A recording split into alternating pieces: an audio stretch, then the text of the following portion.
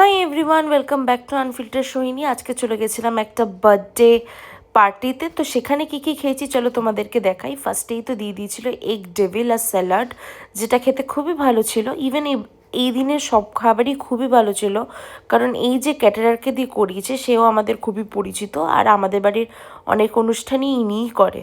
ছিল ভাত, ভেজ ডাল, আর ছিল ঝুরি আলু ভাজা, যেটা খেতে তো অবভিয়াসলি খুবই ভালো হয়।